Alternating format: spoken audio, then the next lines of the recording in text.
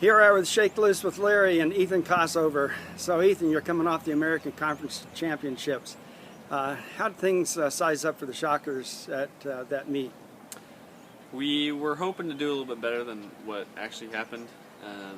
Some of the adversities we faced in the race didn't work in our favor to what we hoped, but through it all we actually did a lot better than we thought we would, and we're glad that we were able to come out at least within the top 5. Yeah, you were 5th, and you were just a few points away from 3rd, actually. Yeah. I think I saw maybe 8 points that you were away from, I think so, from yeah. 3rd place? Yeah. So it was a tight race right in there, 3rd to 5th. Yes. So you guys really did a good job. And like you say, you had some things that were not so much in your favor. Let's see, Zach. What happened to Zach? Zach, I think he rolled his ankle the last mile or two of the whole race, and he had to power through his last mile with his ankle hurting him. Yeah, and he powered through too. He did really well in facing that, and he was right up there in the pack up to that time. But you had a very interesting thing happen. I guess you might call it interesting. Doesn't happen to everybody. Yeah. So when did you lose your shoe?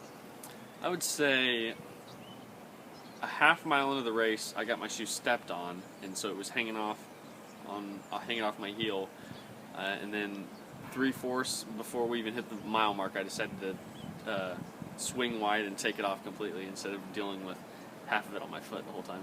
And you carried it for a while. I did. You were clutching it close to your chest. Yes, I contemplated carrying it the whole race as motivation to what happened. That was so unfortunate, but I decided after seeing Coach I would throw it to him and not have to worry about it anymore. Yeah, good. So how did that affect your time? You still had a good time, and you got, what, you were, where were you in the finish? 26th overall. 26th. And I think I ran 25:11, so it was about 11 seconds off my PR. Wow. But it definitely didn't help not having a shoe. I really had to rely on my right leg to get traction because it was actually pretty muddy at some spots. And so I didn't have all the strength in both my legs, but at least I had one to get me through it. Yeah, and with something like that, you risk injury. Yeah. You know, favoring, you're going to be powering off on one leg. Yeah, that was my worry too. Yeah. So did you ever think, maybe I should just take that other shoe off too? I did, actually. I mean, with the mud, it wouldn't help not having any traction with both spikes. But I think it'd be a cool story not having either shoe on instead of just having one. To draw attention to myself, at least I would have none, so it still looks like I'm just a normal runner.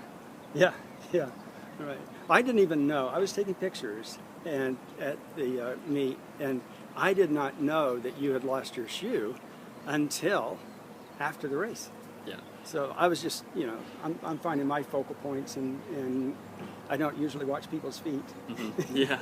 But I was totally amazed to find that out, and for you to finish as well as you did. And that course, there was grass, similar to maybe the football field out here, but part of that was really rough. You had tree roots, you had a lot of puddles, rocks, a lot of things to go over. Yeah. So, how did your foot fare? The first lap coming around without it, I think I still had some adrenaline going of not having a shoe on, so it didn't hurt as much. But coming around the last lap, towards the last mile, there were actually a ton of rocks that I kept stepping on, so I actually had to limp a little bit to not put so much weight on my foot. Yeah. Because even today, like, it's still sore from I'm sure. racing. Yeah. It takes a lot of soul to do something like that. Yeah. Yeah. Trying. Yeah, really. Okay, that's too much, man. Yeah. Yeah, I'll stop. So, what's up next? We have regionals next. It's, Down in Stillwater. Yes. Yep. Okay. Oklahoma State. And tell me a little bit about regionals. Of course, it's broken up into regions. I think I got that much. Okay, so regionals is like in the name, it's split up into regions, and the top 3 teams, I believe, go to nationals from each region, and then the top 3 individuals not in a team get to go to nationals too. And it's really hard because there is the fact that it's set up into a region. You have probably close to 100 teams with 7 or 8 runners per team, and so that equals a ton of runners, and so to get top 3 as a team or top 3 individually is a huge achievement. Yeah. So it's really hard. Great. Well, you guys are up for a challenge to Yeah. go after them and go get them. Mm-hmm. So what's Hunter, what kind of strategy is in play right now? Has he talked about that? He hasn't spoken so much about it yet. I think we're still trying to recoup from what just happened at conference. Sure. But I think what I imagine he's going to tell us is that we really have nothing to lose. We actually dropped a few spots in our region, and so the goal, I guess, would be increase our spot as go down wise in as a team, and really just to put ourselves out there the best we can. Because I mean, it's been a while since we've gone to nationals as a team, and so really we just want to do the best we can with what we have this year. Okay, great. Yep. Well, Ethan, you're from Mays, right? Mays South. Yep. Oh. Mm-hmm. And you're a state. How'd you do at state? My senior year was my best year because my junior year I suffered a stress fracture, but my senior year I was a 3-time state champion in the mile, 2-mile, and 4x800 meter relay. Yeah, and you ran for the Shockers. You run a 4:20. Yes. 4:20 mile. Yeah. So you got second at the Shocker Prelude. Yeah. Yeah, great. Well, it's great talking to you. Thanks for coming out and shaking loose with Larry. Thanks for having me. Hey, wish you the best. Thank you. Thanks a lot. Go Shocks. Go Shocks. Oh, Ethan, one more thing. One more thing.